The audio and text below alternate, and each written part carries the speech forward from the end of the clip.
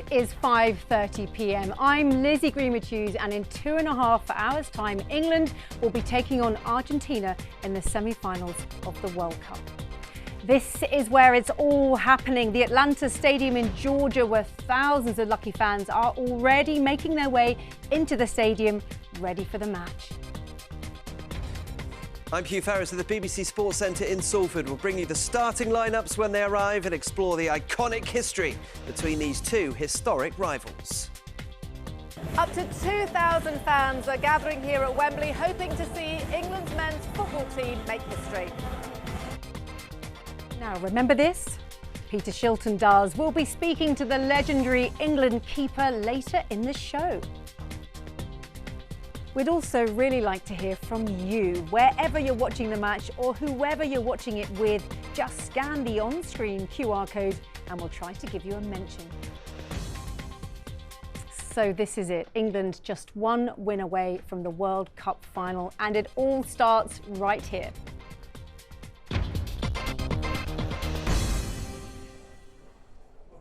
So welcome then to our live preview show. Now I hope you're sitting comfortably, because this could be a long night, and we would love to share that with you. We've had thousands of messages on the last few programmes, and we would like some more from you, if you wouldn't mind. Some photos, where you're watching the match, who you're watching the match with, lots of feet and lots of TV screens. Show us where you're watching it, and you can just scan that QR code and get in touch with us, and it comes up right here for me to see. And we'll be chatting to you, and we'll get as many of you on air as we can. Now let's have a look at some England fans. These are fans in Atlanta waiting for the game, looking pretty calm, in contrast, I have to say, to the Argentine fans, who have been jumping up and down for about the last hour.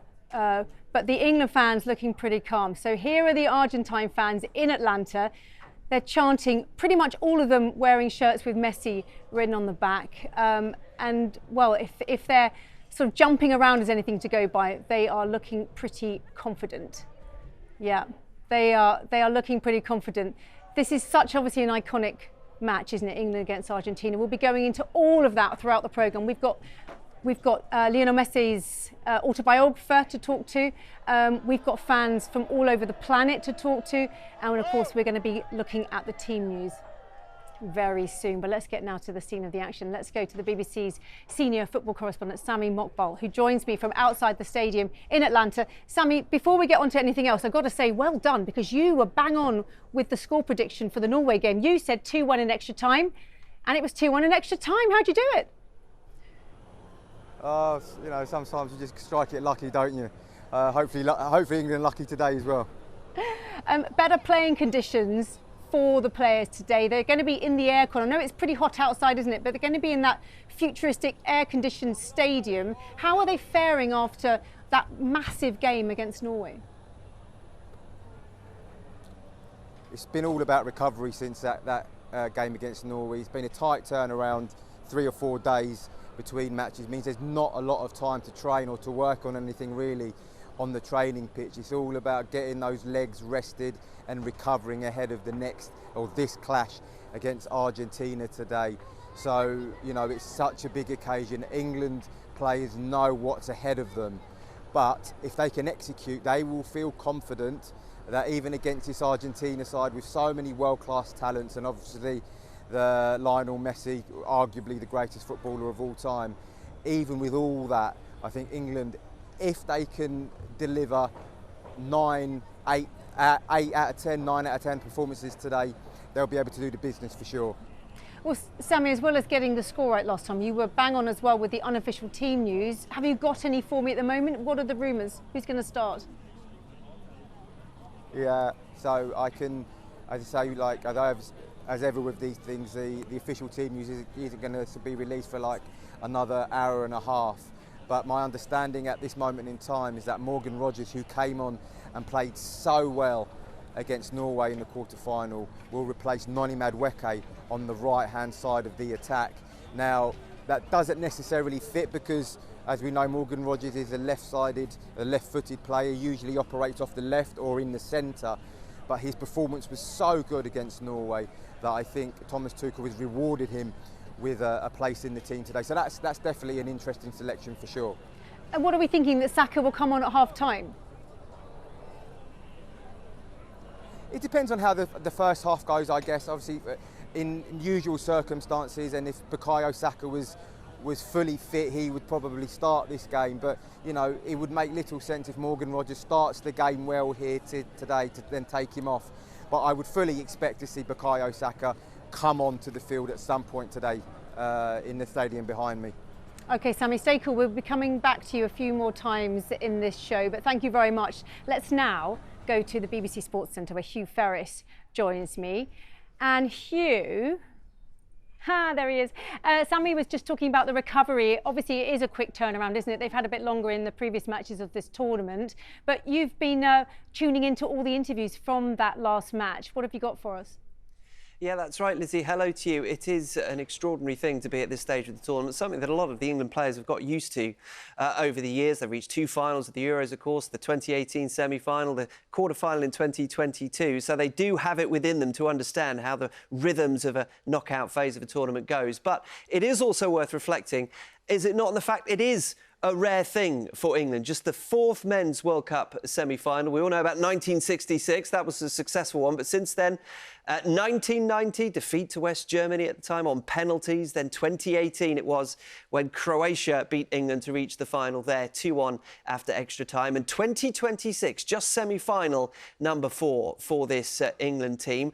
Also, a rare thing even to play Argentina over the years. It has not happened for this England side in any of these players' careers. You have to go back to 2005 for the last friendly meeting. They haven't met competitively since 2002. That's something that we'll be telling you a little bit more about a little bit later on the programme. But also a rarity for Lionel Messi. In fact, he's never played against England before. Now, he was already an Argentina player in 2005 when that friendly came around, but in his debut, he got sent off. So he was actually banned for the game in November of that year. He has, to nobody's surprise, continued his extraordinary scoring run at this World Cup. He's got 8 goals. He's got more goals than anybody else over World Cups. He's also scored in every game apart from one of his last 15 World Cup performances. So Thomas Tuchel has been speaking about what kind of a challenge it is to face what many say is the greatest of all time. Just incredible, his campaign, his tournament, how he carries that team is just absolutely incredible. There are no words, and for sure not from me. Who am I to talk about that? That is just no words left for this kind of achievement, the responsibility and the quality that he shows again in this tournament. He's just the leader and the key player in any team that he plays, and for sure on this Argentinian side. And once Leo Messi has the ball, the movement starts, and just the technical execution of the delivery and of the supply of Messi is just on the absolutely highest level. So there's a lot to take care of. But we are here to play our way, the semi-final. We are here to impose our style, to impose our strengths. We are here to play this semi-final our way and to push the luck our way. We know how big the obstacle is. We know how big the ask is, but we're ready for it. So Lionel Messi, who has scored 8 goals, but there's this fascinating statistic, Lizzie, isn't there, that he has walked for about half the time during this tournament. It's just the other half that England will have to be aware of. And in this World Cup for England of moments, it is their own number 10 that they have very much looked towards. And that is, of course, Jude Bellingham. England come into this game feeling, certainly from their manager, that they haven't yet provided the performance that he hoped that they would lead up to in this World Cup. A World Cup of stages. And yet, there was the pre-camp, yes, there was the group stage, yes, there was the knockout phase up until this point, but there will be a lot of England fans who are both in Atlanta, all over the country, watching wherever they are, hoping that that performance comes tonight against a team who, as we'll come to discuss, is quite high on their list of teams that they would like to beat. OK, Hugh, thank you. Well, you talk about people watching it all over the place and iconic people watching it. Well, it doesn't get much more iconic than the Red Arrows. Of course, They are Britain, aren't they? You see the red arrows and you think of Great Britain. And it just so happens that they've been on tour in the US, which has coincided with the World Cup. I don't know if it was planned, but they have been managing to follow England. And here are the red arrows now. This is so cool. We've got Wing Commander John Bond and AS1 Harry Barras. Who is who, please?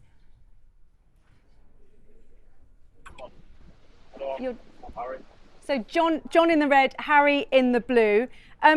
How did you feel when you heard that your trip over there was going to clash with the World Cup? Were you pleased or worried?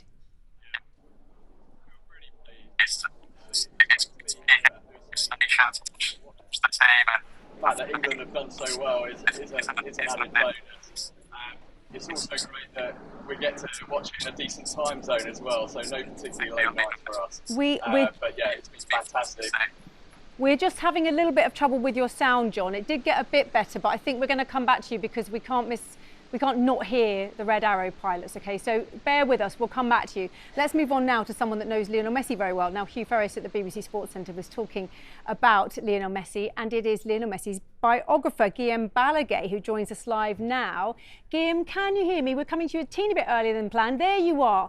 Now, you know Lionel Messi very, very well. What's he like, and have you spoken to him since he would have known that he was playing England in this semi-final? He is a normal guy once he crosses the white line away from the pitch. On the pitch, you see what he is. He's a genius that has managed to convince a whole nation that they have to build a team and build a group to benefit him. And that takes you to success in the most successful era of the history of Argentina, or close to it.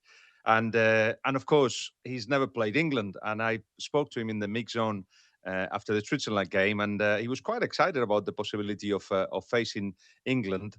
He wouldn't mention or deal with or be interested about anything else that is not a football match, but I do believe he's really looking forward to it. Well, I was just going to ask you actually, because obviously he's scored the 8 goals. Does he think about records? Does he, is it just entirely focused on the match, or does he think about stuff like the records? I think as we get older, we give importance to the real important things, and he's the same. There was a time, of course, where he didn't want to be the second one. He wanted to be the one who wins the Ballon d'Ors, but it wasn't really, never, ever his obsession. But right now, I tell you what motivates him, the possibility of winning, for sure, but being with a group of people that think like him, streetwise people with the same sense of humor as him, and who just obviously admire him and look up to him and give him the ball, which is the easiest way to get to win.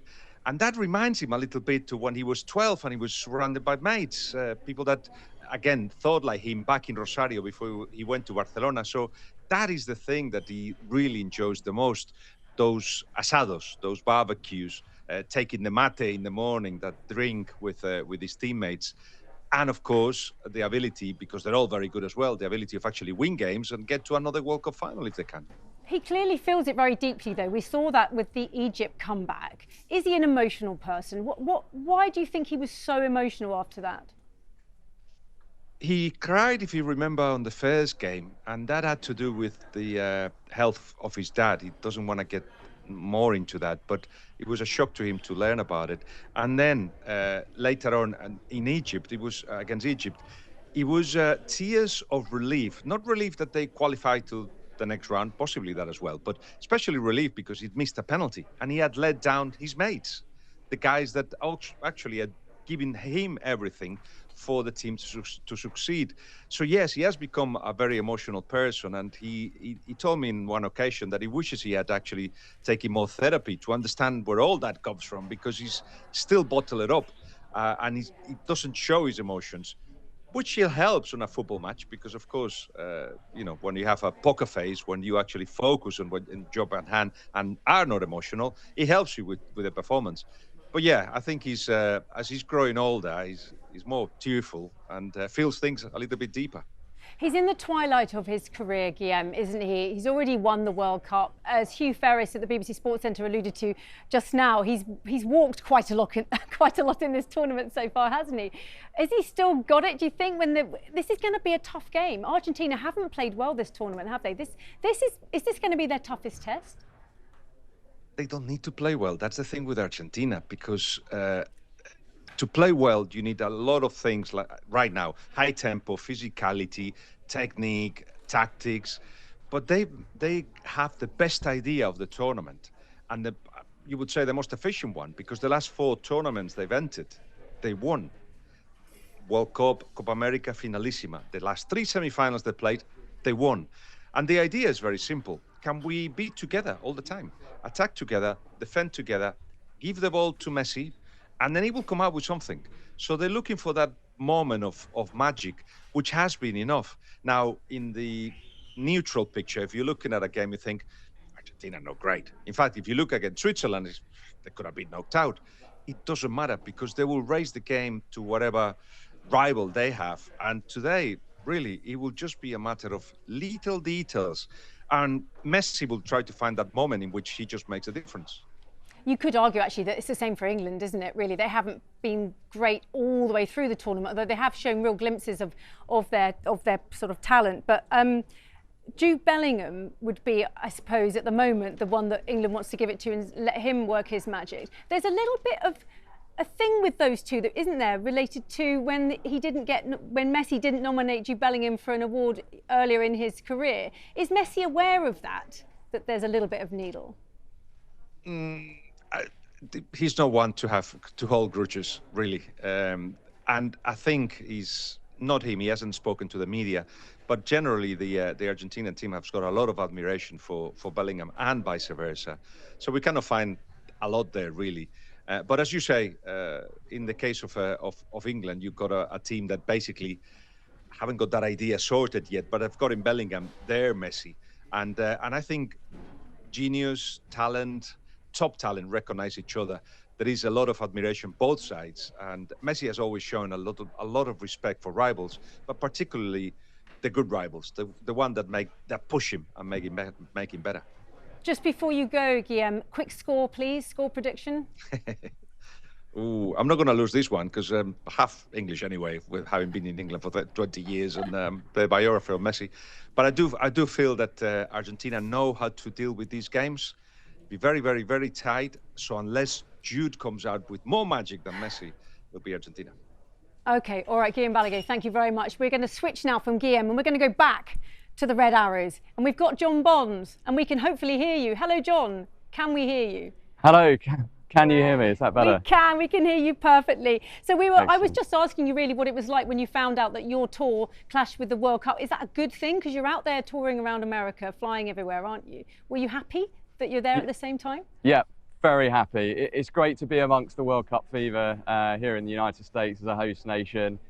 We've been very fortunate as well. We've been in a good time zone to watch the matches, so not too many late nights for us. But yeah, it's great. We visited fan zones across the States, and it's been really good to be here whilst the World Cup's on.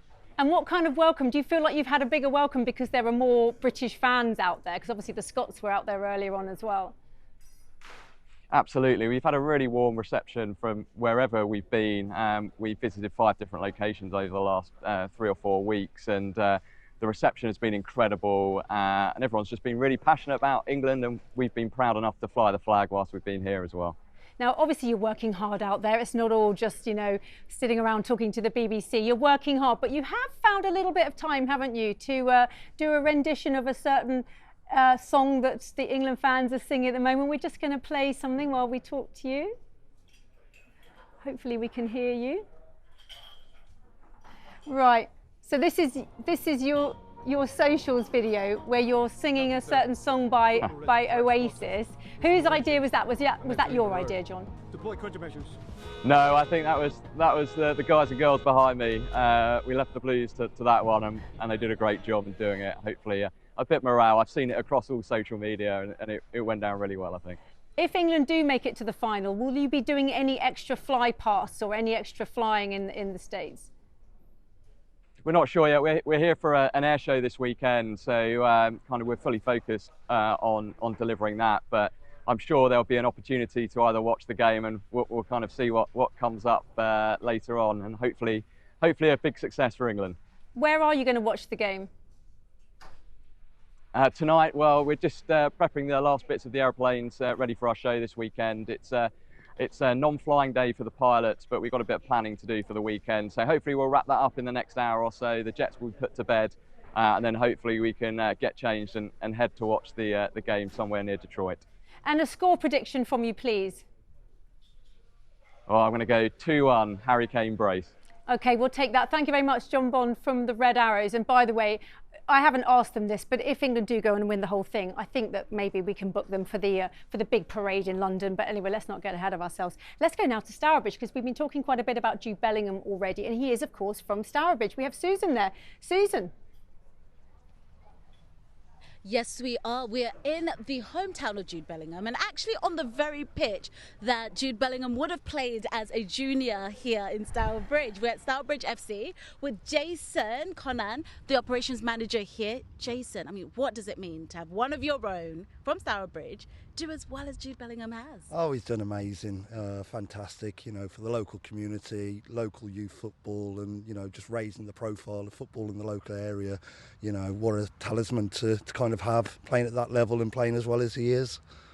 And although we talk about Jude, his father also played at Stourbridge FC, and you said he holds the record for goals here? Yes, Mark Bellingham played a few seasons here at Stourbridge FC during his career, and still to this day, I believe, holds the current record for the most league goals scored in a single season, which is low 50s, I believe, in a single season. And tell me a bit more about the club. I mean, what is in the water? Mark Rogers comes from, what, a few miles out from just here? a couple of miles Exactly, down the the road. Black Country has like two of the greatest stars on the English team. What's happening here?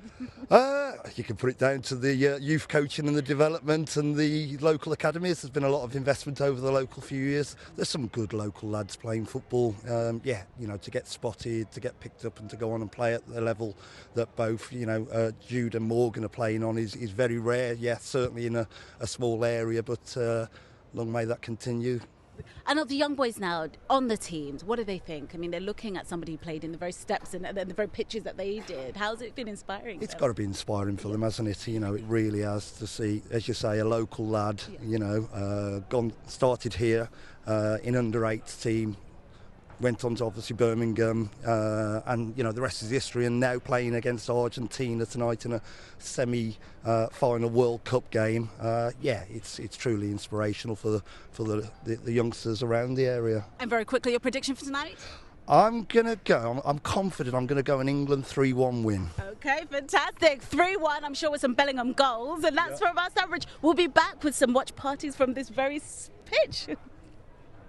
Thank you, Susan. We were just actually looking at some pictures of the team bus as it's arriving at the stadium. I wonder what must be going through the minds of those players. Well, let's now go to... Oh, well, actually, we can just have a quick look at that first. So, yeah, there's the team bus with the St George's flag on.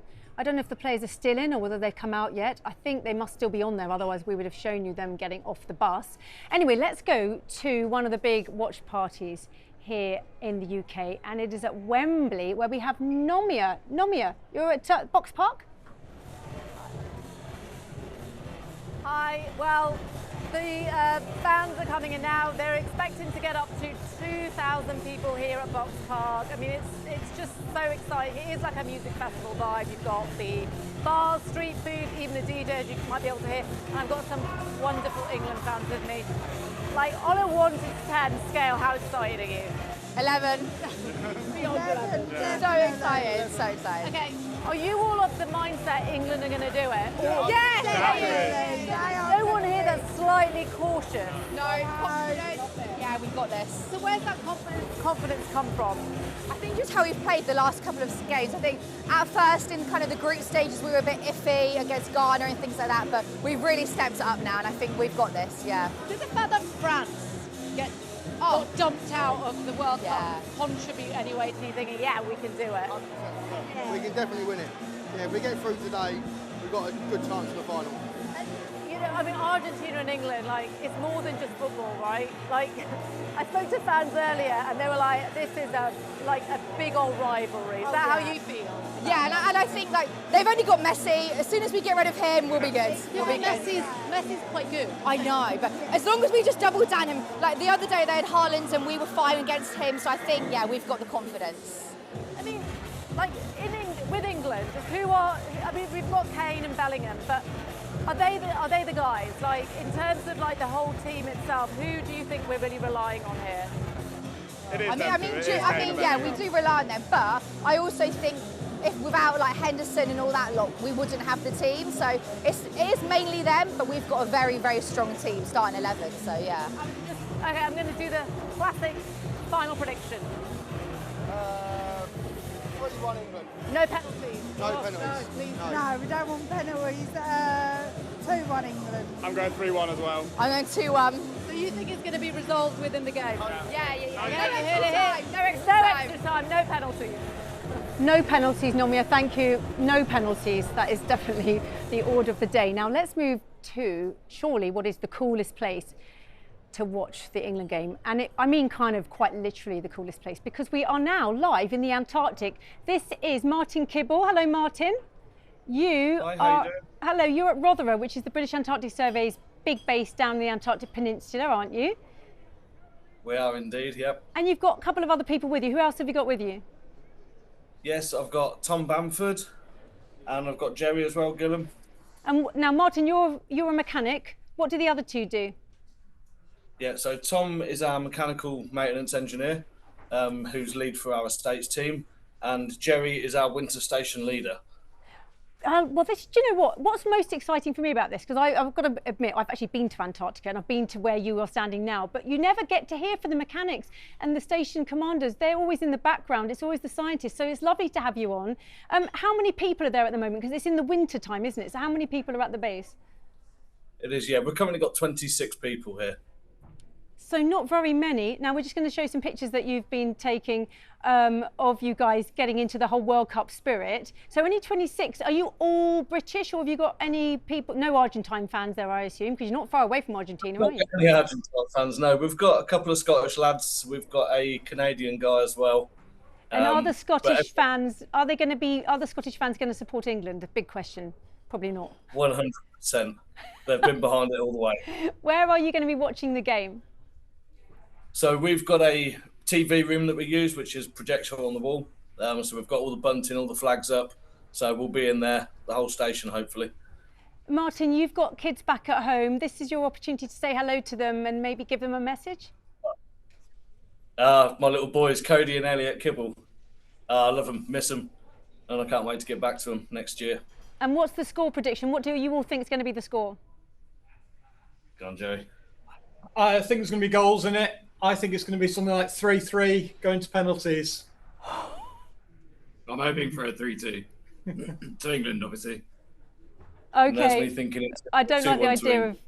I don't like the idea of extra time and penalties. Thank you, lads. Enjoy the game, and yeah, I hope it's not too dark down there in Antarctica. Thank you so much.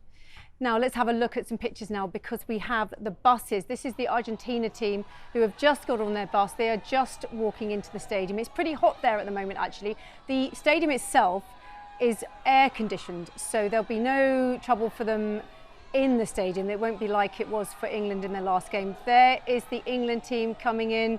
We've got Harry Kane there just walking along, looking very cool in his white t-shirt, getting his brain ready. So they're getting onto the bus. So I'm not quite sure why they're getting onto the bus. They must just be going into the stadium on the bus, maybe.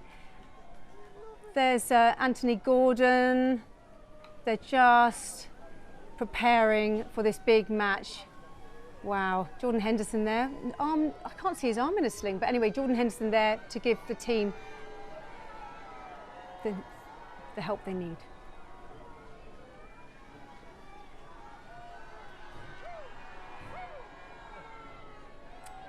Well, you are live on the BBC. We are watching Jude Bellingham getting onto the team bus in Atlanta, ready for the match. There's Thomas Tuchel, the England manager. We are just a couple of hours away from kickoff, where England take on Argentina in the semi-finals of the World Cup. They are just walking on. Is that Saka? I can't see from here if that's Bukayo Saka. Yeah, there's Bukayo Saka, who isn't starting. Now, he is definitely better than he has been in terms of his injuries, but he is not starting this match. We had, well, as far as we know, we've had the unofficial team news, but at the moment we're expecting Saka to come on at half time.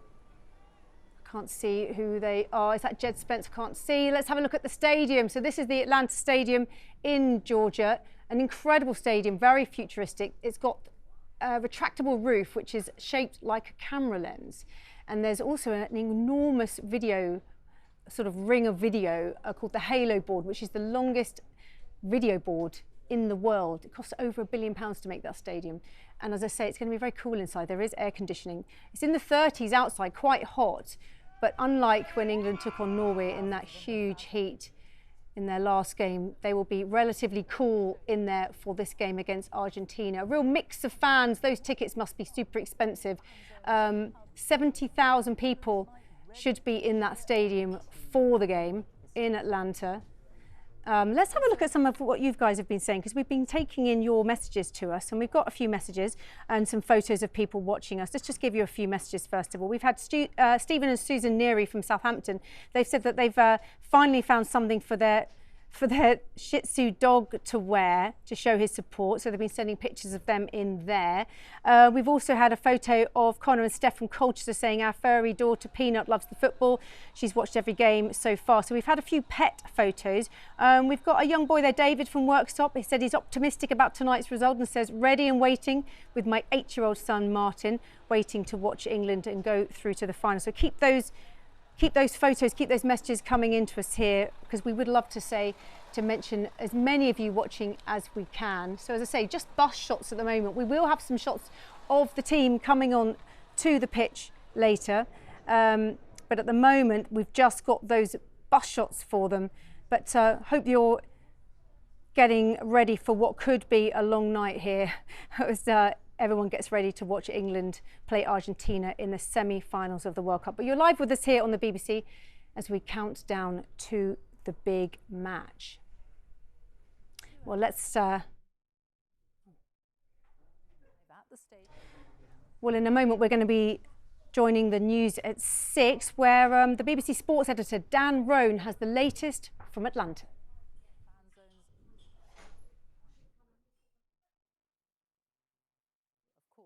Plenty of fans cheering on Argentina.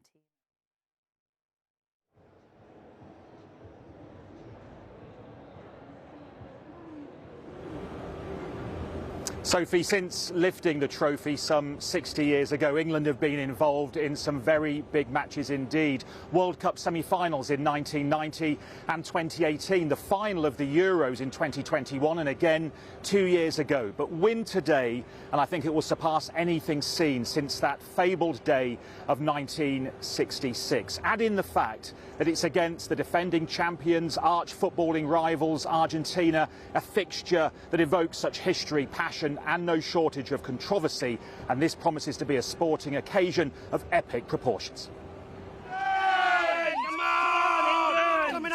For England, a game against Argentina is always something to savour, but today could be extra special. They may be outnumbered, but these fans know they could be about to witness history if their team can reach a first final in 60 years. It's really exciting. I keep sort of pinching myself thinking I'm at a World Cup, semi-final. I can't believe it. Do you sense this is England's moment? Yes. If you don't ride your luck in a World Cup, there's something wrong. Every team has lucky breaks. Well, hopefully we'll right the wrongs of 40 years ago. So really looking forward to that, and Messi playing his last game. Enhanced security measures are in place for what's been rated one of the tournament's higher risk games, with officials indicating that for the first time at the World Cup, fans would be channeled into the stadium through separate entrances. This is the latest instalment in a classic rivalry, one that's produced plenty of controversy. And a red card for David Beckham. It's also been influenced by historical tensions off the pitch. At this World Cup, some of Argentina's celebrations have included a song that references the Falkland Islands. So is there an extra edge for England? I would say it's irrelevant, but I'm not sure about it. I think the players are very aware of both countries, what it means to them. If a fixture provides, like you said, so many iconic moments, I think you cannot just say it's just another football match. I mean, there isn't pressure on us. What's the pressure? The pressure is, the onus is on them. They're the world champions. So they need to come out, they need to defend their title, so there's no pressure on us at all. England have been propelled to this stage by the form of Jude Bellingham and Harry Kane, both of whom have 6 goals, but know they've a chance to reach only their second ever World Cup final. Yeah, I'm feeling really confident. I think this England team have belief in themselves, have great confidence, and I think there's a big performance in them. And I think because of the way Argentina play, they do concede goals, and I think we'll punish them for that. The state-of-the-art air-conditioned Atlanta Stadium holds happy memories for England. This is where they beat DR Congo in the first knockout round 2 weeks ago. But if they can secure a second victory here and reach the final itself, it would go down as one of the most significant wins in the team's history. Led by their talisman Lionel Messi, Argentina possess other threats too. And that's a brilliant effort, and they've won it! Their manager wanting to keep the focus on the present. El mensaje que es un partido de fútbol. It's a football match. The message is that. Let's not read anything else into it. We're going to play a football match against a great national team with a great manager, who I admire greatly. But it's a football match, full stop. That's all there is to it. Argentina's fans have brought the passion for which they're known here, confident of reaching Sunday's final against Spain and defending their crown. England's task now to halt their progress and book a date with destiny. Dan Rowan, BBC News, Atlanta. Well, Thomas Tuchel's team has been unveiled. Who is in the starting lineup tonight? Our football correspondent Sami Mokbel is there and can tell us. Sami. Yeah, that's right. I must stress that this information is unconfirmed and the team starting level won't be confirmed for about another hour or so. But it's my understanding tonight that Thomas Tuchel will make 3 changes from the side that started against Norway. Morgan Rogers will come into the team on the right-hand side in place of Noni Madueke. And there will also be 2 changes at fullback. Nico O'Reilly will come out of the side. He will be replaced by Jed Spence at left-back. At right-back, Reece James, who is fit again after a hamstring injury, is set to come into the side in place of Ezri Konsa. So they are some big calls here today from Thomas Tuchel heading into this game. England know what they have to do today. They know what lays ahead of them. Lionel Messi, one of the greatest players of all time, arguably the greatest player of all time. But England have got the players to execute. They've got the players to get the job done here today. Can they do it? We're about to find out. We are, Sami. Thank you. Well, tonight will be the first time England have faced Argentina in a competitive match since the 2002 World Cup. There's intense rivalry between the teams and the fixture is attracting attention from around the world. At the heart of the Argentina team is, of course, captain Lionel Messi, one of the greatest players of all time. Andy Swiss reports. They're a team with the ultimate talisman. It's sensational from Lionel Messi, and we would expect absolutely nothing less. For all of Argentina's stars, one exists in a different galaxy. For many, the finest football has ever seen. And of course, it's Lionel Messi. Messi's 8 goals have propelled Argentina into the semis, revered by his supporters, adored by his teammates. England have never actually faced him before. So can they bring this highest of flyers back down to earth? A lot of coaches have tried, a lot of teams have tried. He seems to have always another gear, he seems to have always another solution. He's just very unique. I think no one needs me to speak about him. It's now 20 years since a teenage Messi scored his first World Cup goal. Messi!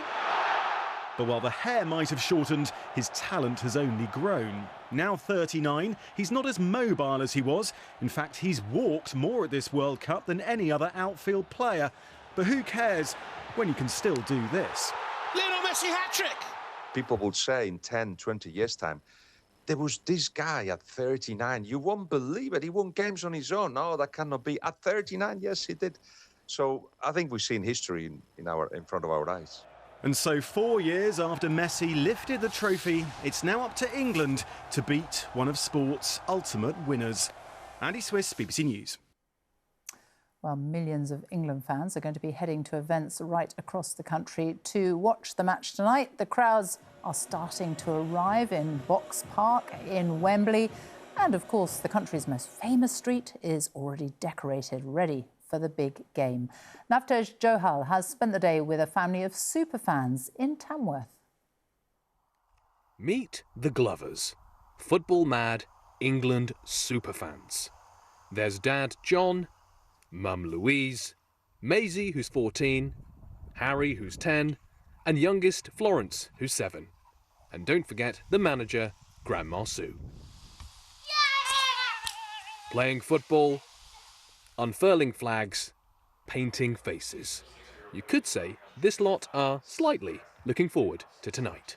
I'm really excited to watch them win, because if they win, then I'm going to be really excited. I'm really excited. I think it's a big thing, and I think hoping England are going to win.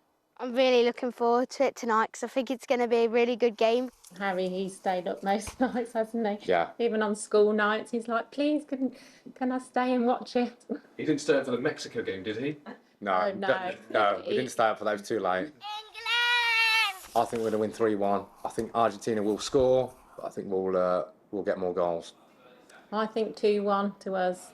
I think the score's going to be 3-1 to England. I think it's going to be a close game, but Harry Kane and Jude Bellingham are going to perform. And Harry and the rest of England are hoping there'll be plenty to celebrate tonight.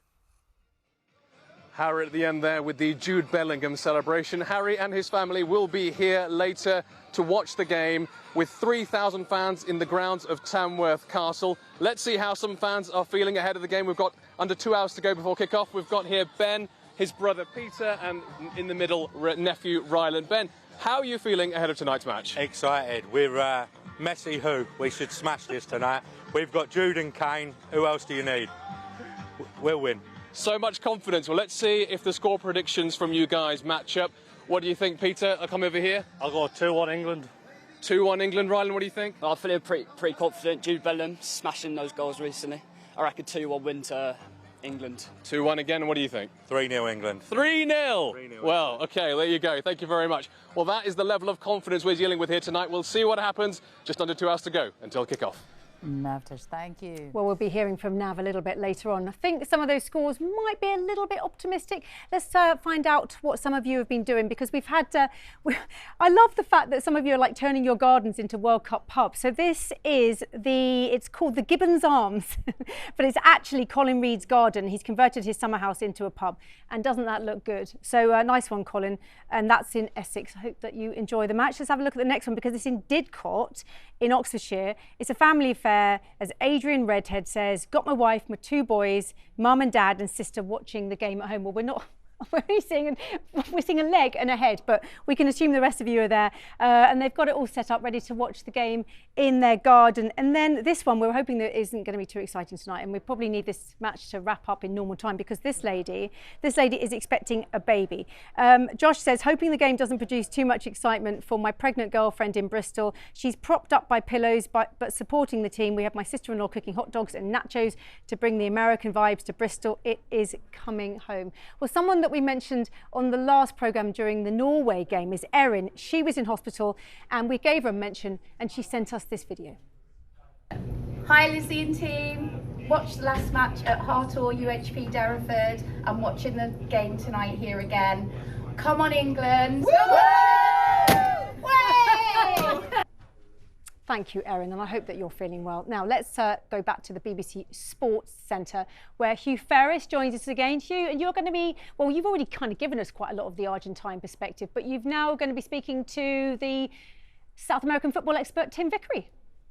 Yeah, let's provide you with a little bit of context, shall we, Lizzie, about this storied rivalry. And if the first 5 are anything to go by, the 6th World Cup meeting between England and Argentina could well be seismic. It is a rivalry fuelled by sporting and political factors, and it goes back on field to 1962, when they had actually met already in friendlies, but this was the first competitive match between the two. All smiles and handshakes at this point. England won 3-1 in the group stage in the tournament in Chile. Bobby Charlton and Jimmy Greaves scored in an encounter that did not hint at all at those that were to follow. No geopolitical overtones, no diplomatic incidents, and England went on to an eventual quarter-final with Brazil, which they lost.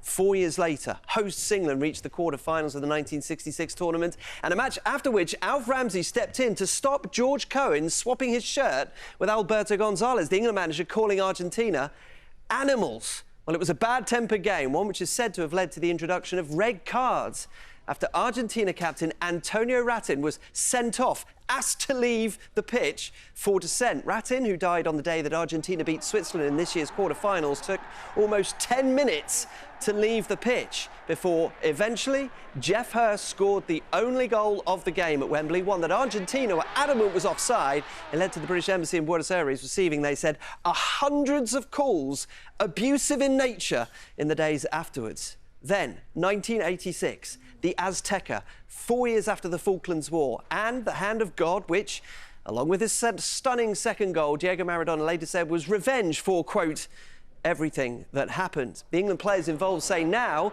there was little mention of the war in the build-up. Even Maradona himself said the day before the game, it's only football, period. But this he described as one part the head of Diego and another part the hand of God. England boss Bobby Robson preferred to call it the hand of a rascal. 4 minutes later, this. He dribbled his way past half the England team, what was called the goal of the century. The England players were livid afterwards. Maradona went on to lift the World Cup. 12 years on, in France, the cast of characters had changed, but there was still a villain. This time, though, on the England side. David Beckham sent off and castigated back home as his team lost on penalties in the last 16. Before that red card, a goal for England at the end of a mazy dribble. Sound familiar? 18-year-old Michael Owen put his team 2-1 up during a crazy first half in Saint-Etienne that ended level at 2-2. Then, 2 minutes into the second half, Beckham snapped and he kicked out at Diego Simeone with the referee right there to see it. Beckham sent off, a national pariah in the months afterwards. England held on for penalties, but Paul Ince and David Batty had theirs saved, and a promising team were knocked out, as were Argentina in the quarter-finals. 4 years later, it was David Beckham's redemption. Drawn to face each other in the group stage, the match was in Sapporo, Japan, at lunchtime in the UK. Tension was high ahead of their second game of the tournament, and after the now USA boss Mauricio Pochettino had fouled Michael Owen, up stepped Beckham to complete his own personal comeback story in the eyes of the nation. Just like 40 years prior, England beat Argentina in the group stage of a World Cup. And just like 1962, Argentina eventually failed to progress and England lost in a quarter-final to Brazil. A little symmetry until tonight, when a sixth instalment will continue a rivalry with the biggest stakes of any of the previous 5. So let's speak then, shall we, to our South American football expert, who is Tim Vickery, who joins us from Rio de Janeiro. Tim, British brought football to Argentina, so the relationship, a sporting relationship, started so well. What happened? Well, remember that this happened because Argentina was an informal part of the British Empire. So many of the teams started from British-owned railway companies, British-owned factories, British-controlled schools. The first team in the life of Lionel Messi in his hometown city of Rosario glorifies in the name of Newell's Old Boys. You can't get something much more English than that, can you? So there was always this kind of imperial relationship. There was always a little bit of tension, always a little bit of a love-hate relationship from the Argentines. It goes far, far deeper than a war between the two countries 44 years ago. And that war, if you like, that is the product of a continued British presence in the area. So these are two countries which are intrinsically linked through football. Many, many similarities between them. The Argentine terrace culture and the British terrace culture, they have quite a lot in common. Both two countries have a very deep pyramid. You support your local team in England as in Argentina, but they're two sides now divided by a common desire to reach the World Cup final. And Tim, so much of what we've heard about in the lead up to this game and what we've reflected on from 1986 as well is that the conflict in the Falklands didn't necessarily reach the England team, but in both occasions and in all the games since, it seems to have infiltrated the thinking of the Argentina team. The conflict is very much imbalanced in the way that it motivates either team ahead of a game like this. Yeah, I well remember 82 and so on, and I well remember that neither myself nor anyone that I knew had any idea where the islands were. But for Argentina, this has always been a nationalistic claim. So it clearly means more to one side than it did to the other until blood was spilt there in 1982. which makes the whole negotiation thing much harder to do. But to give coaches their credit, and to give Lionel Scaloni, the Argentina coach's credit, he's just trying to play it down. He says, look, this is just a football game, and we can't be angry at England players for what happened 44 years ago. None of them were even alive. So at the end of the day, I think he's spot on. This is a contest between two wonderful football cultures. Tell us about what that culture, or how that culture is represented. You mentioned the terrace chanting and also some of the songs that the Argentina team itself sings, because Las Malvinas, as they call them, are very much a part of that. And in the general sporting culture and footballing culture in Argentina, there are maps of the islands almost everywhere that you go, but particularly about the terrace chanting and that song that the Argentina team sings. Tell us a little bit about where they've come from.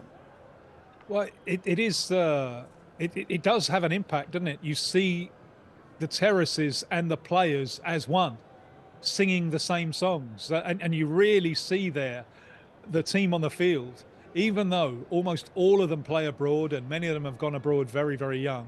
You really do see them as an extension of the fans in the stand. There is a very strong bond between the players and the supporters. And the England team are building up that same kind of bond during the course of the tournament. It's there, I think, more naturally and more organically in Argentina. In terms of the terrace culture, the songs, if you just forget the lyrics for a while, the songs that the Argentines have, I think, and if you go to a game in Argentina, often you come away remembering the music and the songs much more than the game that happened on the field. I think they have the edge in terms of the songs and the passion, and the English probably have the edge in terms of irony and terrace humour.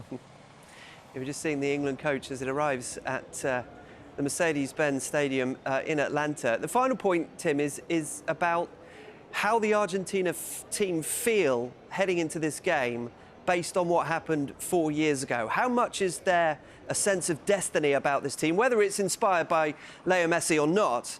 But there is, having won it 4 years ago, an unbelievable, rigorous hardness to this team. They were 2-0 down to Egypt with about 10 minutes to go. How much of this team is sensed around destiny?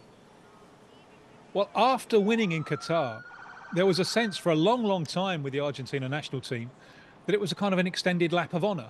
It was a celebration not only of being champions, but also of Messi finally getting his hands on the World Cup. And it was a kind of let's roll out the red carpet for Messi's dignified exit. And they went into the World Cup, I think, with some of that spirit, and even began the first knockout game against Cape Verde with a kind of exhibition match spirit. And they were coasting on cruise control, and then suddenly they found themselves deep in problems.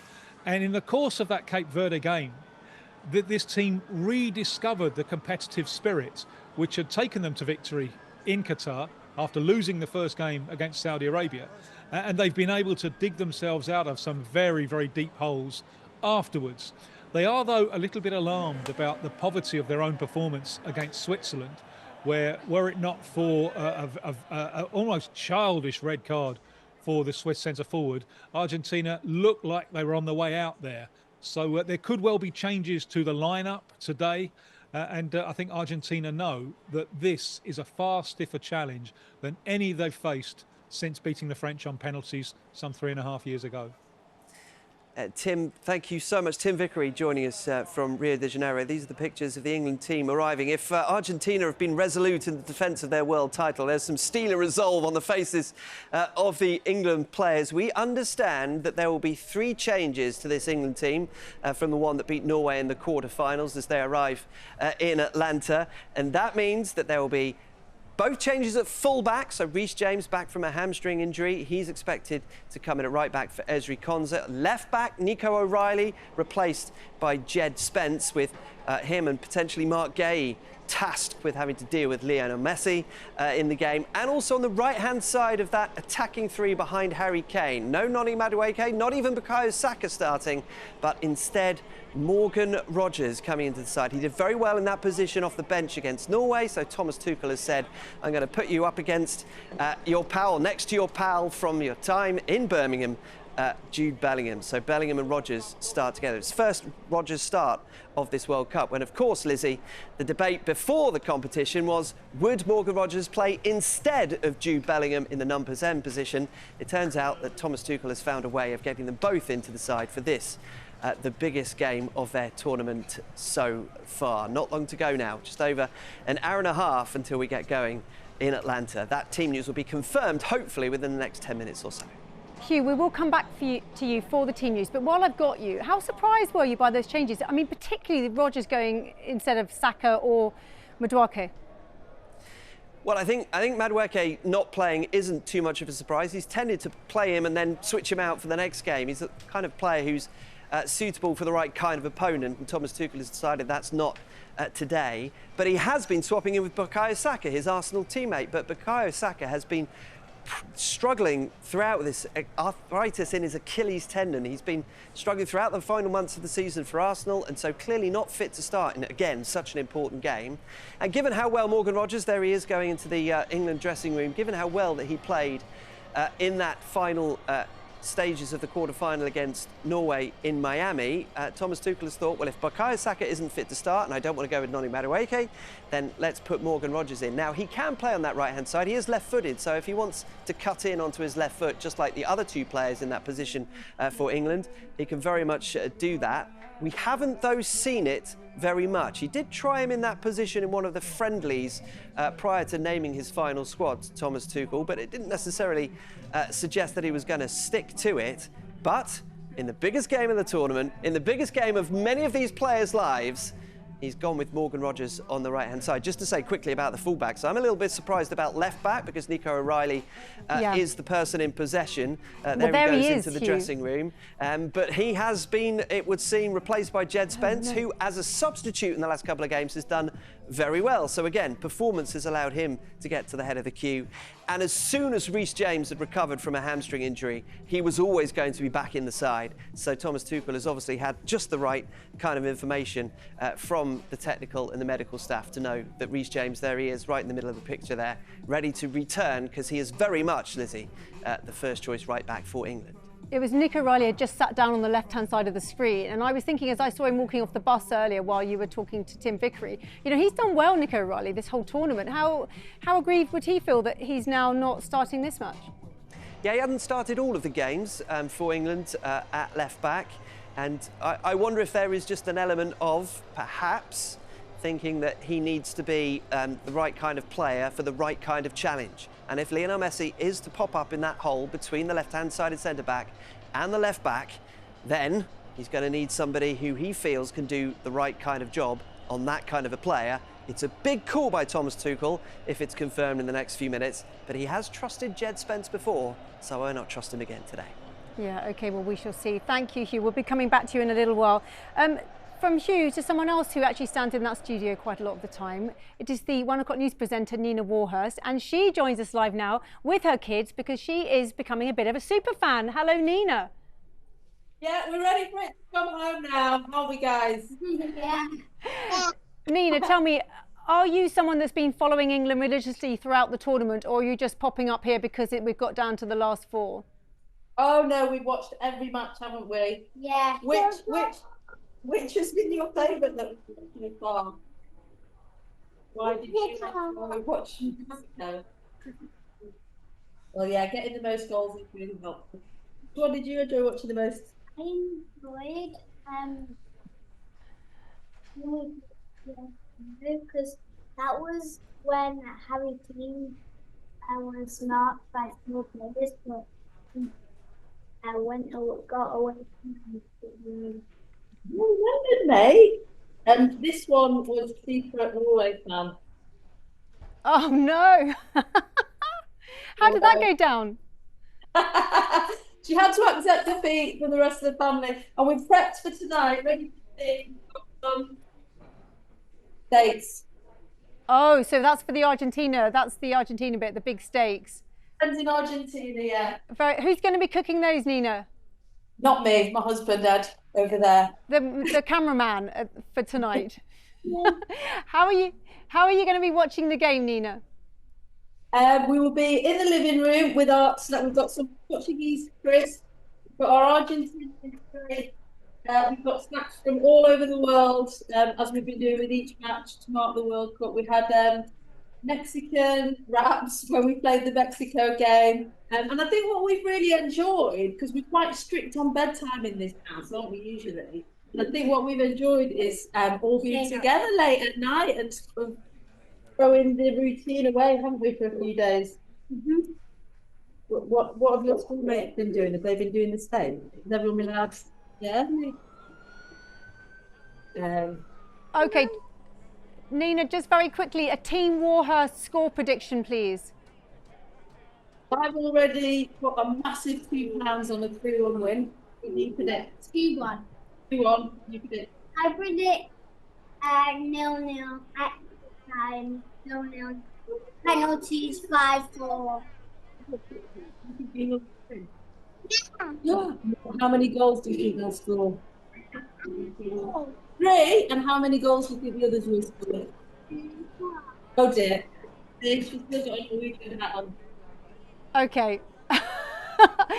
Thank you, Nina. That's fantastic. You've been sharing the screen with the Argentine bus because it has arrived at the stadium. The players are just making their way off the bus into the stadium. And as Hugh was telling us earlier, of course, these players have never played England before.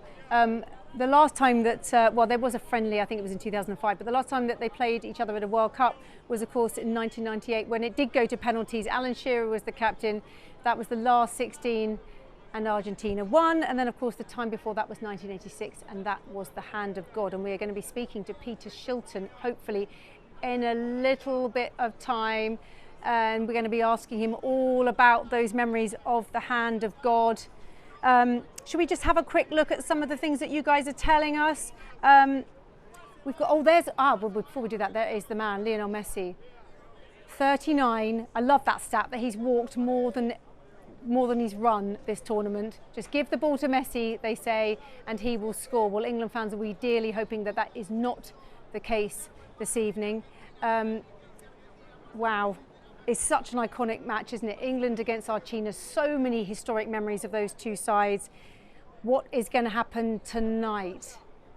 We are live on the BBC here, and the match is going to be live. You can follow it, of course, as well on BBC Sounds, as we just watch the Argentine players walking into their dressing room at the Atlanta Stadium. Welcome, you are live with us here on the BBC as we do all the build-up preparing for that big match between England and Argentina. Let's have a look at some of the things that you have been saying to us, because we've been lots of you been getting in touch. We've been asking you to tell us with the QR code how you've been getting in touch. We've got here Lucy from Oxford says little son Killian will be watching at home in his special kit for his 3rd birthday. Ben and Christina in Dartford will be watching the game with family and friends. And Ben says tonight we correct history. Come on, England. I wonder what's going to happen. Well, let's go to Nav actually, because Nav is in Tamworth and he is live with some England fans. It looks lovely there, and I've got to say, Nav, who have you got for us? That's right, Lizzie. Welcome to Tamworth Castle grounds. They're billing this as a more family-friendly event, and they're expecting around 3,000 fans here to watch the game. I've seen already many families, including children. I even saw a 1-year-old earlier. Let's see how she copes if it gets to extra time and penalties. And I do have a few England fans here with me. I've got 2 uncles and their nephew. I've got Ben, and on the end I've got Peter. In the middle I've got nephew Rylan. Ben, let me come to you first. How are you feeling ahead of tonight's game? Full of confidence. Tuchel's got this. Kane and Bellingham are going to smash it out of the park. 3-0 win to England all day long. It's coming home. That is the most optimistic prediction I have heard so far. Peter, let me come to you over here. You're a big Newcastle fan, and Dan Burn, the defender, has become a bit of a cult hero, hasn't he? How has that felt for you? He has. He's incredible. He's going to score an absolute rocket of a header and make us win 2-1. Now that is a bold prediction as well. Let's see what he's usually better at defensive headers, isn't he? He is, but he also scores from corners every now and then. He scored, of course, in the League Cup final. I remember a few years ago. He did, yeah, an absolute screamer.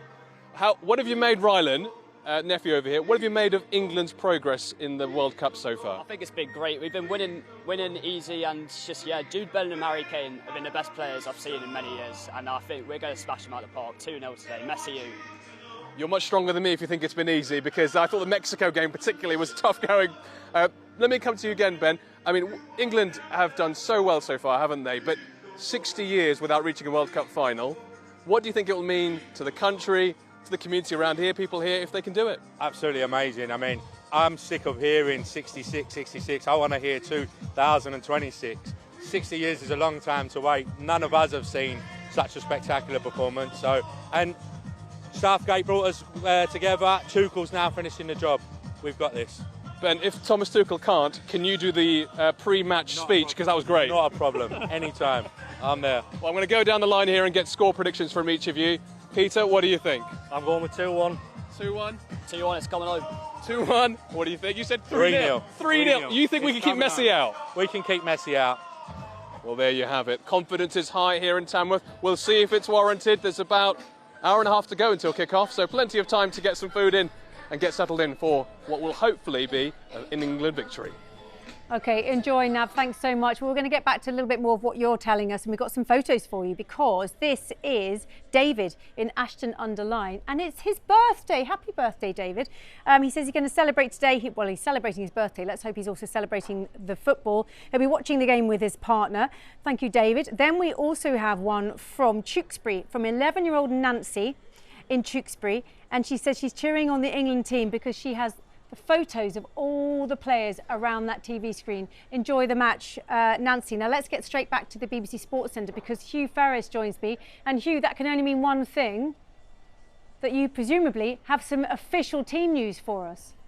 Yes, we have the official team news, and the England team is as expected. We talked earlier on about the fact that Morgan Rogers were going to start. Then we had it filtered through that the two fullbacks were going to change as well. And we have now had that officially from FIFA that is indeed the case. So 3 changes to the England team. Let's show you what it looks like. The 11 selected by Thomas Tuchel for tonight's World Cup semi-final, the biggest game of these guys' lives. So Reece James at right back, Jed Spence at left back, and Morgan Rogers on the right-hand side of that 3 behind Harry Kane. So Jordan Pickford in goal. It'll be Reece James, John Stones, Mark Gay and Jed Spence. Those two staying the same. So no Ezri Konsa in the side this time. Declan Rice is fit. He's been unwell. He could only play a half against Norway in that quarter-final win in Miami. Energy sapping at the best of times. And when he got a stomach bug, doesn't necessarily help. But as Thomas Tuchel said, he is OK to start. How long he lasts remains to be seen, but Declan Rice stays in the starting lineup alongside Elliot Anderson, ever present in this tournament so far. And then Morgan Rogers will start alongside his childhood friend Jude Bellingham and Anthony Gordon. Just Rogers' second start of this tournament. He played against Panama and, of course, Harry Kane. No doubt about who is going to start up front for England. So those 3 changes, really fascinating to think that he's gone with Jed Spence at left back, he's gone with Morgan Rogers on the right-hand side, and Reece James is fit again to play at right back, and Declan Rice is feeling OK to start at that sort of 6.5 position, if we're going to start getting technical. Argentina, fascinatingly, have only made the 1 change. We heard from Tim Vickery a little bit earlier on about how that they might make changes. Well, it is just the 1 change. Giuliano Simeone coming in on the right-hand side. Much like England, they've made a change on the right-hand side of their attacking 3, and it will be replacing Rodrigo de Paul. I mean, you won't be surprised to see that player there, Lionel Messi. He is starting with Julian Alvarez as part of that front 3. So this is Emi Martinez, Nahuel Molina, Christian Romero, Lisandro Martinez, Nicolas Tagliafico. Then you've got Leandro Paredes. You've got the change, which is Simeone. You've got Julian Alvarez on that side. And it will be Enzo Fernandez and Alexis McAllister. And Lionel Messi will play up front. Will he drift in from the right-hand side? Will he have a free roll? Who's going to pick him up? Thomas Tuchel joked he might do the old-fashioned man marking, where you just sit somebody right on top of the best player of the opposition. That, I think, is probably something from the past. But that is the side. It is a side almost exclusively, bar 2, maybe 3 players who started the 2022 World Cup final. So it is a team with experience, it is a team with know-how, and it's a team who has that sense that they can overcome any obstacle. They were struggling against Cape Verde. They were 2-0 down to Egypt. They were level with Switzerland and not playing particularly well, but they survived each and every one of them. So that is the team news that has come into us now officially. England, Lizzie, have made 3 changes They've swapped both their fullbacks and they've brought Morgan Rogers in, as we expected at the top of this programme. Hugh, I'm very aware that there'll be a lot of people tuning in today who don't follow England week in, week out, and who won't necessarily understand all the permutations. But surely, on a very basic level, this is the most switched around bunch of players ever in England. I mean, how many times have we had so many players that can play in so many different positions? And this is the Tuchel system, and he just wants the people to drop in no matter who they are, seemingly. Do you agree? Yes, it's two of the strategies that Thomas Tuchel had ahead of this World Cup rolled into one, if you like. First of all, he had the idea of starters and finishers, which is a term borrowed from Eddie Jones, the former England rugby union head coach. It's not substitutes, it's starters and finishers. So that's the first thing to think about. He's always thinking not just about the first 11, and particularly in energy-sapping conditions. And after all this time at the end of this tournament, he wants to make sure that he's got some freshness from the bench. So expect to see that. And also, he wanted to, and he stressed this at the time that he mentioned that he selected his squad, he mentioned that they will need to be, these players that he selected, that some people criticised, they will need to be the kind of player who fits a certain role in a certain situation. And perhaps he thought that it might be Argentina at this stage of the tournament, perhaps he didn't. Either way, this is how he's gone with it. So let's speak to, shall we, Henry Winter, of course, who has followed many, many World Cups and many, many tournaments with England. There he is outside the Atlanta Stadium. Henry, good to see you. I want to ask you first, Thomas Tuchel said that something was missing, even in victory against Norway. Plenty of mentality, but he wasn't particularly happy with other aspects of the game. Is that because of the changes? Is that why he's done what he's done? I just love his demanding nature. When he did those interviews after the Norway game, I thought it was terrific. I think if England are going to get over the line against a very good Argentinian team, the world champions, they're all going to need to play at their best. And he was absolutely demanding of that. And the players, I think, appreciated that. I think in terms of his changes, I think they may be to do with potential weaknesses in this, well, this is a very good Argentinian team. So I'm just queuing to go in here along with half of Buenos Aires by the sounds and looks of things. And I think if you look at one potential weakness of this Argentinian team is at fullback. They've got a 28-year-old, okay, he's decent, but they've also got a 33-year-old at left back. And I think he's vulnerable to pace. And Tuchel will have done his research. And he was thinking, obviously, Rogers maybe playing on the right, sometimes tucks in more as a 10 alongside Jude Bellingham. But Reece James can get up and down the right and attack Tagliafico. So I think there's an element of sense to that. Jed Spence as well. We've seen his ability on the left, so he comes in there. So those three changes, I mean, everyone's sort of talking about them, but also we don't know completely the sort of, the medical reaction after Norway. One or two players, Konsa had a little bit of cramp, he had that issue with his hamstring. So there might be simple medical reasons as well as tactical reasons.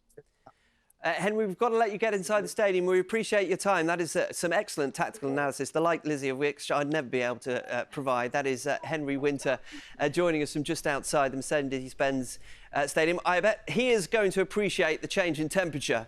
There'll probably be about a 14-degree drop when he gets inside the arena for this World Cup semi-final. I thought Henry Winter was looking very cool, actually, out there, as he always does. Can I just ask you, Hugh, because I know I can throw anything at you, just going back to the Argentine team, there is a bit of history there in that Simeone's son, so Juliano, his dad, played for Argentina the last time that England met them at the World Cup. Yes, the last two times, in 2002 and 1998. He was obviously there when David Beckham kicked out. That is the most polite way of putting that, I would imagine. And he was then in the 2002 team that David Beckham scored the penalty to beat. So there is plenty of history for the current Atletico Madrid manager. And Diego Simeone is just one of those players to light the blue touch paper for this rivalry. There have been so many of them over the years, whether they are villains because from an England point of view we don't like what the Argentinian player did, or from the Argentine side who think that perhaps England haven't behaved in the best way as far as their expectations are concerned as well. We heard from Tim Vickery, didn't we, about how those two cultures are so intertwined and yet over the last few years have seemed so disparate and such opposing poles of how they approach football. And Diego Simeone is perhaps one of those players who represents exactly what the Argentinian football culture has been over the last 30 years or so. The one thing to mention about all of what we've been talking about in the lead up to this game is that there is often a hero, there is often a villain, and who knows, who will it be from the England side? Will there be a hero? Will there be a villain? Because you can kind of guarantee that England against Argentina will produce one or the other. Well, I was actually going to very quickly ask you about Maradona, because how much did Messi and Maradona know each other and have stuff to do with each other? They knew each other, yes, they knew each other very well. Maradona was the manager for a part of Lionel Messi's own Argentina international career. The closer bond, funnily enough, is Diego Maradona and Sergio Aguero, because they actually became related through Maradona's daughter. So there is a close bond there. But these are two players from Buenos Aires who grew up with similar sporting capabilities, similar backgrounds, and yet they have gone on to dominate world football. It is extraordinary to think that a diminutive number 10 from Buenos Aires has had such, over 2 generations, maybe even more if you think about how long Lionel Messi has been a player, have had such an effect in how we think of football, but only one of them so far has had an effect on how England fans think about football, until tonight when Lionel Messi plays against England for the first time in what is now a 21-year international career. He's mainly liked, Lizzie, by most England fans and most neutrals, you have to say. That's because he hadn't given them reason to not like him, like Diego Maradona did. He is the GOAT, isn't he? Hugh, thank you so much. We're going to go from the BBC Sports Centre back to Atlanta in Georgia, where our senior football correspondent, Sammy Mokbel, joins me now. Sammy, hello again. Still looking very cool. I don't know how you're managing that in this incredible heat. I just wanted to ask you, John Murray, the BBC senior football commentator, not correspondent, that is you. John Murray said that he thinks that this match is going to be dramatic and controversial. Do you agree? You know, how do you think that tonight's game is going to play out? I think it's going to be tense. I think it's going to be nervy for both sets of players and the supporters as well. There is so much at stake. There is the golden ticket of reaching a World Cup final, but then you counterbalance that by what there is to lose, going home in disappointment with success and glory within touching distance. And these games are always tight, they're always nervy. Players don't want to make a mistake, and I expect distance today. It wouldn't surprise me at all if we reach penalties, and then it's an absolute lottery as to who goes through, isn't it? Sammy, I asked you this question because I don't think in my time watching England I've seen so many players be switched around so easily into so many different positions. Do you agree? This is unusual, isn't it? Yeah, I think if you're looking at that team selection today, 3 changes. Morgan Rogers, who's predominantly left-footed, starting out on the right, but I think that's more of a reward for his performance when he came on as a substitute against Norway 4 days ago. And then obviously at full-back, Reece James is the team's first choice right-back. He's been struggling with an injury throughout the tournament, but Thomas Tuchel's deemed him fit enough to start today. And I guess maybe the biggest surprise in the starting 11 today is Jed Spence starting out at left-back. I can only believe that Nico O'Reilly may have a slight muscular problem as to why Jed Spence is starting, but he's full of pace, he's full of endeavour, is Jed Spence, and he will go into this game knowing he can make an impact. And it's a massive show of faith from Thomas Tuchel, and Jed Spence, Reece James and Morgan Rogers will be hoping that they can repay the faith that their manager has shown in them today. OK, Sammy, thank you so much. We're going to try and come back to you a little bit later on, but first we have to go to an England legend. We said this at the beginning of the show. Do you remember the hand of God? We have one person who remembers it oh too well because, of course, he was involved. It is Peter Shilton, the legendary England goalkeeper. Peter, you were there when that hand of God happened in 1986. You were the goalkeeper trying to stop the ball going in. Just talk us through that. What are your memories of that moment? Well, my memories were that, you know, I didn't expect the ball to come over. It was Maradona was played onside by one of our own players, Steve Hodge. But I went for the ball and I knew I was going to get there because I just wanted to clear the danger. Otherwise, if I stood on my line, Maradona would have had an open goal, really. And he knew I was going to be first, so he just took a chance and punched it in. I do get comments from people who don't know anything about football who said, "Oh, you should have took his head off and then given him a penalty." But I don't think that would have been a good idea. But you know, it was a just bad officials. You know, I mean, just terrible if referee and linesman. You know, just but you know, if we'd have had VAR, it would have been great because his second goal wouldn't have stood because Glenn Hoddle was fouled before he got the ball. So, you know, it was one of those games where everything went against us, really. I mean, that would have been history change. The goal of the century wouldn't have been the goal of the century. And as you say, VAR would have definitely seen the hand of God. But at the time, we just showed it, Peter, we just showed a replay of it. At the time, as soon as it had gone in, you had your arm in the air. Did you know it was handball immediately? Because some people thought there was an offside as well. Did you know immediately that he punched it? No, there wasn't offside because Stevie Hodge hooked the ball back and played him onside. No, I knew I was just going to get there. I just wanted to try and clear the danger area because that's, you know, middle of the goal, 10 yards out. It's world's best player. It's not a good position.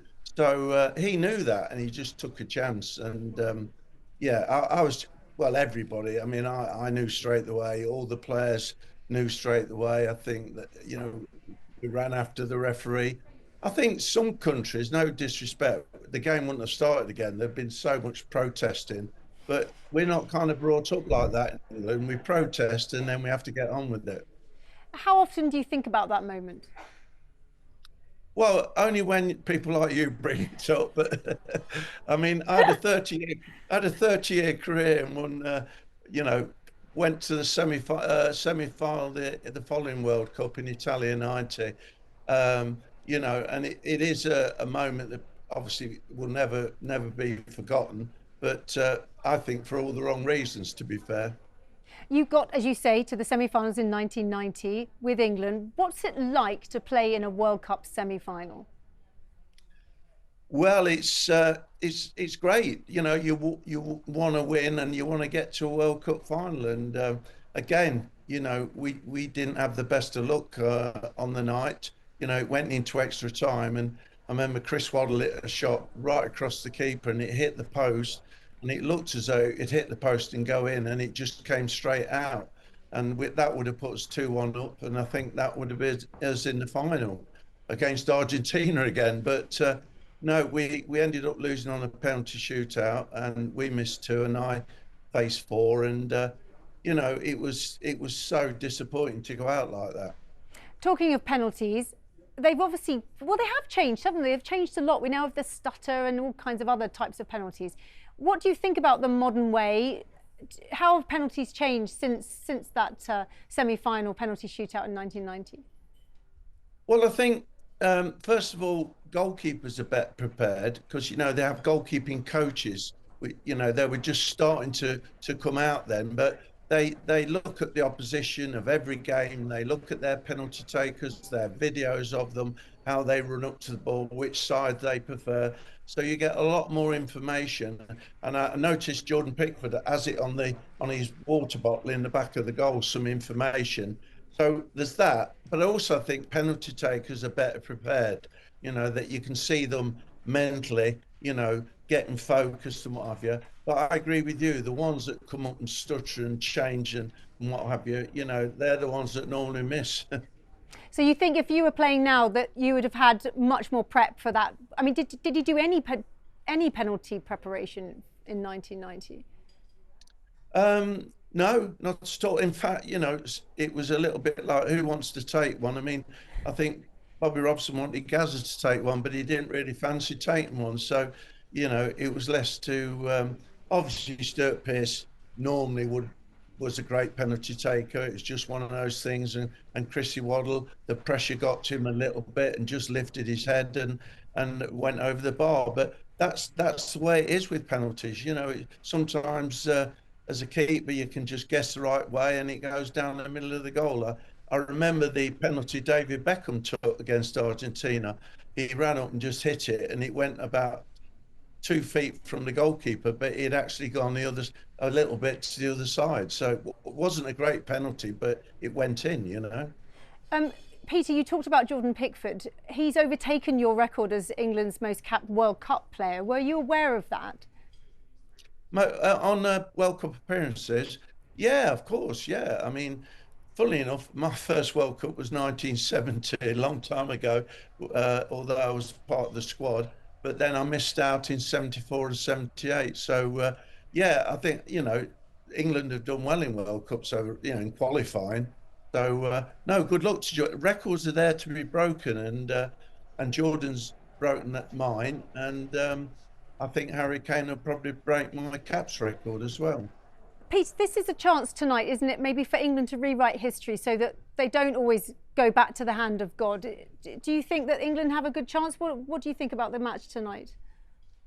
Yeah, I think we've definitely got a good chance. I mean, we've got Bellingham and Kane, two world-class players as far as I'm concerned, well in form.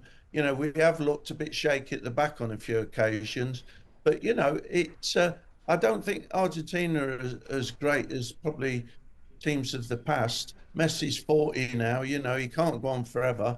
I think it's there to be won tonight. I think if we turn up and put on a performance, I think we can beat them.